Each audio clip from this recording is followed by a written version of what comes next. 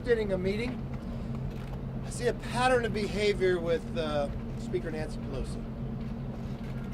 She storms out of another meeting, trying to make it unproductive. The other Democrats stayed and actually had a very productive meeting.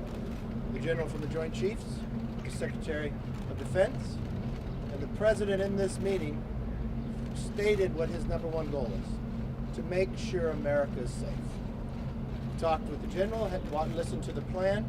Very productive between the Democrats who actually stayed in the meeting. Unfortunately, the Speaker tries to make everything political. Her own statements weren't productive. To storm out of a meeting, which I've watched time before during other crises, is really not the ability of a speaker or the style how a speaker should carry herself out. If she would be focusing on the issues that most Americans are concerned about, her whole focus has to be on impeachment. We're sitting here talking about the security of America when we don't even have our defense funding done. But there's no look to do it. The NDAA, the National Defense, we don't have that done. It's still in conference. Talking about prescription drugs, that's not done. We're only 13 months away from an election, but her entire focus and the entire time of their majority has been nothing but an investigation. Here we are with an issue that shouldn't be about Republican or Democrat. It should be about American first. And the only thing I found, those who would stay in the room are those who care the most for the process of solving this problem, to making sure that America is safe. And it's concerning to me of her behavior and her actions. It's just unbecoming. I now want to turn to the Republican leader in the process of keeping our community safe and all of others, Mr. McCall. Thank you, Leader. Michael McCall, former chairman of Homeland Security Committee, now the Foreign Affairs Committee. It was very disappointing to see the Democratic leadership walk out of this meeting. I've never seen this before in my tenure in Washington. It was a very important meeting as well. We saw the previous administration losing the war to ISIS, the creation of the so-called caliphate.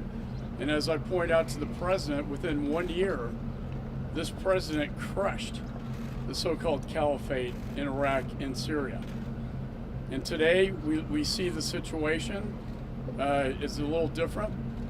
I wanted assurances from the president, and General Milley is the one who made the recommendation to start moving our troops away from harm's way, but most importantly, to have a residual force in Syria to protect the homeland. I was given that assurance today that we are not withdrawing completely from Syria. We will have a residual force of special operators to first and foremost protect the homeland. We're no longer engaged in nation building. I think the president wants other nations to share the burden and the cost in the war on terror and other coalition force responsibilities. So that was my biggest takeaway from the meeting, is that it's not a complete withdrawal. We will have forces to protect the homeland. And I will say this, the president sent a very stern letter to President Erdogan, warning him that sanctions will take place. In fact, they already have now. We've been told by the Secretary of Treasury that very tough sanctions are now going to be issued against Turkey for their misbehavior in invading Syria, against our warnings.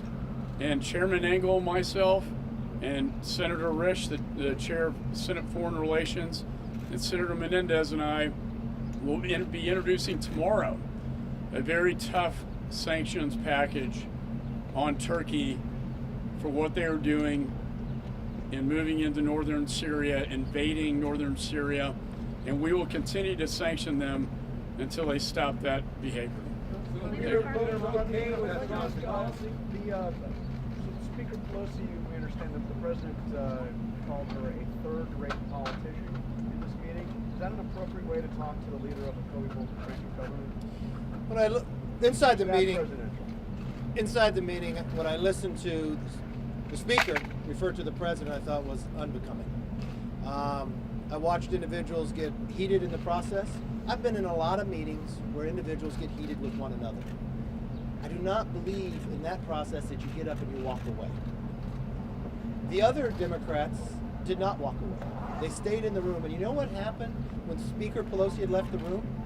It seemed pretty much calmer. It seemed much more productive. It seemed as though when the Speaker was in the room, she was there for one reason and one reason only. And that's really unbecoming of a Speaker. We are talking about an issue that shouldn't be a Republican or Democrat issue. This is about security. And this isn't the first time that she has done this. This isn't the first time that I had to witness this. What's unfortunate, we had a very good productive meeting afterwards where people had difference of opinion, but no one said the things the Speaker said.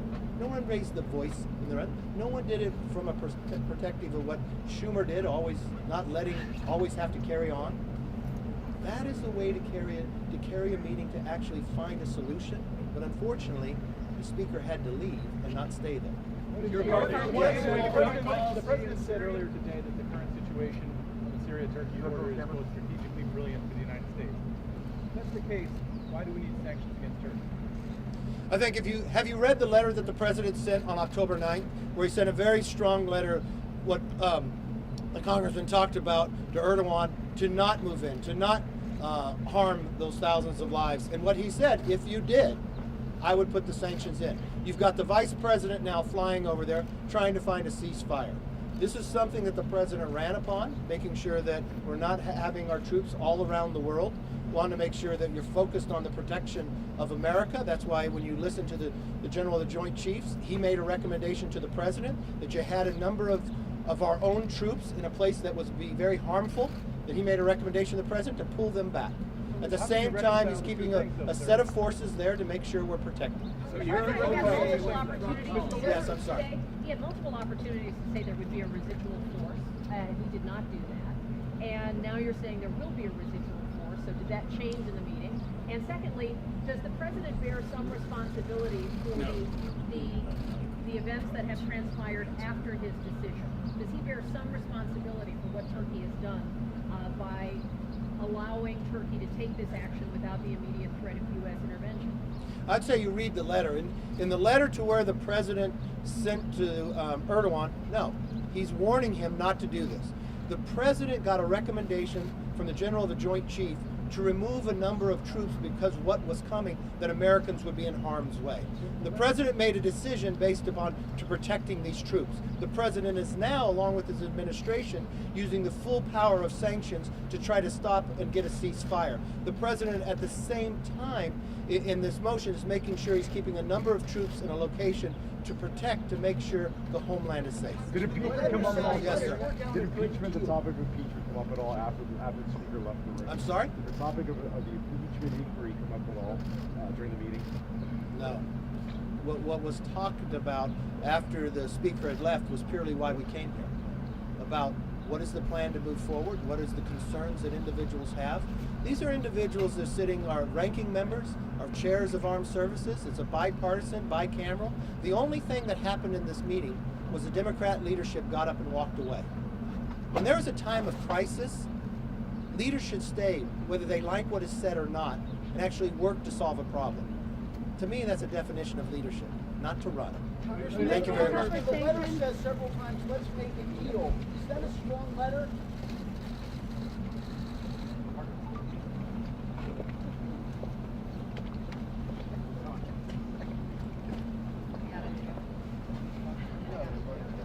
But I guess it was okay for him to call her.